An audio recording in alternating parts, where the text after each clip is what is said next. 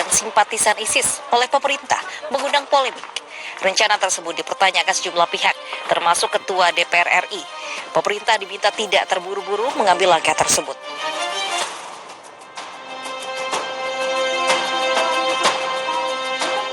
Yang perlu dicermati pemerintah justru pengakuan para WNI ex-kombatan ISIS tersebut terhadap NKRI. Apakah masih ada keinginan dari mereka untuk kembali ke Indonesia sebagai warga negara Indonesia?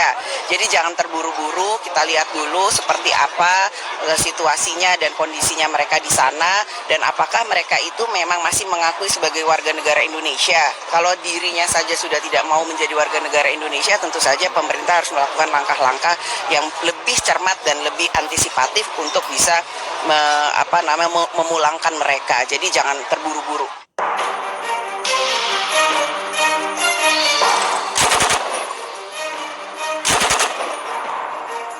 Beda ketua DPR, beda pula dengan wakil ketua DPR. Sufmi Dasko Ahmad justru menilai pemerintah salah fokus. Menurutnya, yang lebih genting saat ini adalah penanganan pemerintah terhadap pencegahan virus corona, terutama kepada WNI yang ada di luar negeri, bukan justru mengurus WNI ex-ISIS.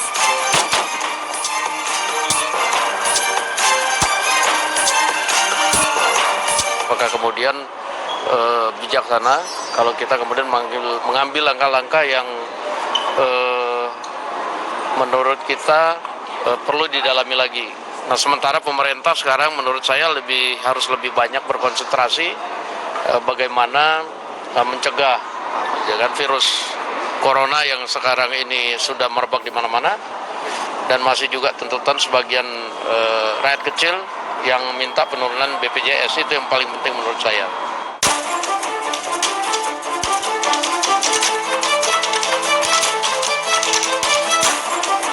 Wacana memulangkan WNI ex-ISIS ini sebelumnya dilontarkan oleh Menteri Agama Fahrul Razi. Namun belakangan Fahrul Razi menarik kembali ucapannya yang dikatakan sebagai pendapat pribadi.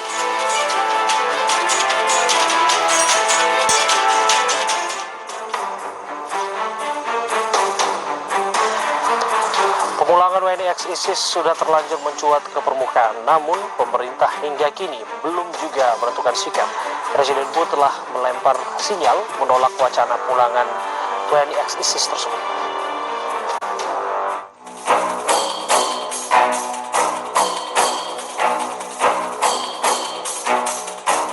Hingga kini pemerintah masih Suriah untuk bergabung dengan ISIS. Haruskah pemerintah memulangkan WNI ex-ISIS? Kita akan tanyakan langsung kepada pakar hukum internasional Ari Afriansyah. Assalamualaikum, selamat malam Mas Ari. Waalaikumsalam, selamat malam Mas.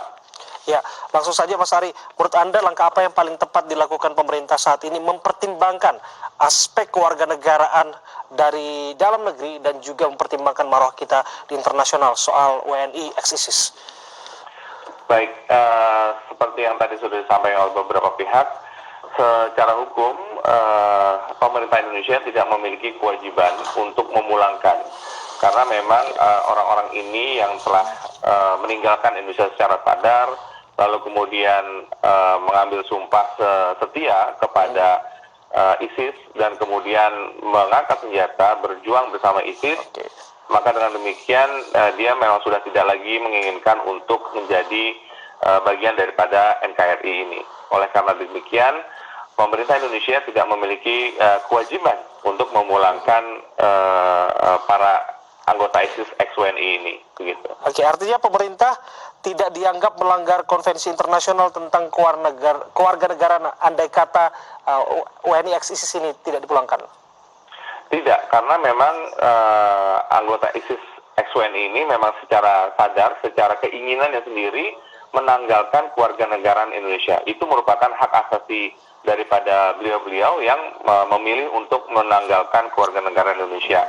Karena secara hukum Indonesia sudah jelas bahwa bagi mereka yang mengambil peran dalam tentara asing itu tanpa seizin presiden, maka dengan demikian kehilangan kewarganegaraannya.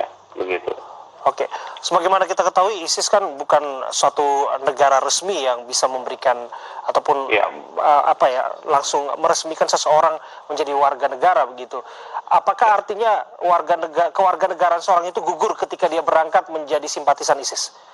Baik, seperti yang saya katakan tadi, Undang-Undang Kewarganegaraan kita, khususnya pasal 23 huruf D ini, tidak menyebutkan secara khusus negara, gitu ya, hanya mencantumkan tentara asing. Nah, inilah yang menurut saya kata-kata atau redaksi daripada Undang-Undang Kewarganegaraan kita membuka peluang bahwa kedepannya bahwa aktor dalam hubungan internasional tidak hanya dilakukan oleh negara, tapi juga oleh aktor non negara atau yang disebut dengan non state actor. Nah, untuk ISIS ini menjadi berbeda karena dia tidak hanya sebuah kelompok pemberontak biasa, karena memang negara tempat ISIS itu berada, yaitu Irak dan Suriah, sudah dianggap tidak lagi mampu atau tidak lagi berkeinginan untuk memerangi kelompok terorisme ini. Dan oleh resolusi Dewan Keamanan PBB nomor 2249 tahun 2015, PBB sudah menyerukan kepada dunia untuk menggunakan cara-cara yang diperlukan all necessary means untuk memerangi ISIS ini. Yang kemudian bahwa ISIS kemudian dianggap sebagai sebuah entitas internasional yang harus dihadapi oleh dunia internasional. Begitu. Berbicara mengenai entitas internasional, kita paham ada prinsip hak asasi manusia juga di sana. Apakah artinya dengan tidak memulangkan mereka ini kita tidak melanggar due process of law atau prinsip fair trial ataupun pengadilan untuk memastikan bahwa mereka bersalah atas tindakannya ataupun tidak? Ya, artinya sekali lagi, bagi mereka yang sudah meninggalkan Indonesia dengan sadar, memilih meninggalkan Indonesia dengan sadar, maka apabila orang-orang ini memang ingin kembali ke Indonesia, ya harus kita proses. Dalam artian, bukan kita yang meminta mereka untuk kembali, tapi memang kesadaran dari mereka untuk ya. Nah, begitu mereka berkeinginan untuk kembali ke Indonesia, adalah hak kedaulatan daripada negara Indonesia untuk menyeleksi siapa-siapa saja yang bisa diterima kembali sebagai keluarga negara Indonesia. Hal ini sama seperti ketika seseorang mencari suaka atau perlindungan. Nah, ketika mereka mendatangi sebuah negara, mereka menganggap bahwa dia tidak memiliki kewarganegaraan. Oleh karenanya, dia meminta kepada negara yang dituju untuk memberikan perlindungan dalam segi kewarganegaraan. Nah, disinilah apabila orang-orang anggota ISIS ex-WNI ini berkeinginan untuk kembali ke Indonesia, maka negara Indonesia harus memastikan apakah orang-orang ini sudah terlepas dari ideologi ISIS atau tidak. Dan Indonesia juga harus memikirkan apakah nanti dampaknya seperti apa. Karena untuk pengungsi sekalipun, negara-negara yang dianggap aman untuk para pengungsi masih menyeleksi para pengungsi tersebut sesuai dengan kebutuhan dan kepentingan daripada negara yang dituju. Versi dari Komnas HAM juga ini menarik, menyatakan bahwa pemerintah tidak boleh membiarkan warga negaranya stateless ataupun tanpa status kewarganegaraan. Bagaimana Anda mencermati ini? Nah, ini kalau dikatakan bahwa negara tidak melakukan hal-hal tertentu. Negara sudah melakukan upaya pencegahan bahwa warga negara kita tidak ikut serta kepada ISIS, mencegah atau menghimbau kepada mereka-mereka untuk tidak ikut berperang bersama ISIS.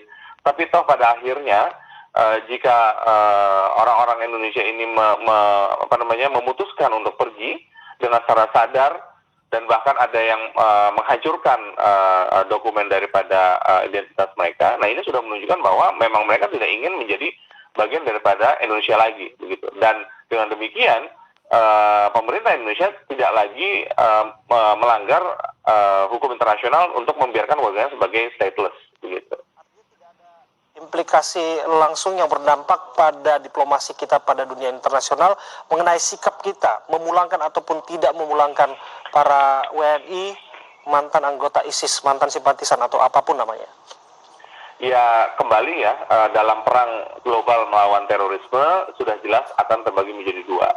Yang pertama, kalau kita memulangkan anggota ISIS ex-WNI ini tanpa ada seleksi yang benar, tanpa ada seleksi yang ketat, maka mungkin saja kita akan dianggap sebagai negara-negara yang memang membantu atau negara-negara yang menyediakan tempat aman bagi anggota ISIS.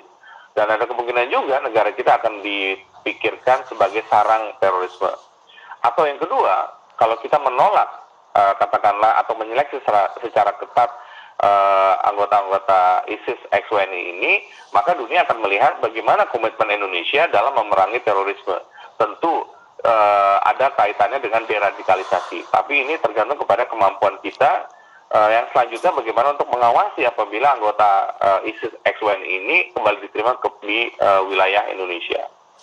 Baik, terima kasih Mas Ari Afriansah, pakar hukum internasional, sudah berbincang bersama kami. Dan pemirsa, kita ke informasi berikutnya. Yang lain juga menjadi sorotan hari ini adalah Front Pembela Islam melaporkan dosen Universitas Indonesia Ade Armando ke Baris Krim Polri terkait tindak pidana ujaran kebencian. Ade Armando dianggap menghina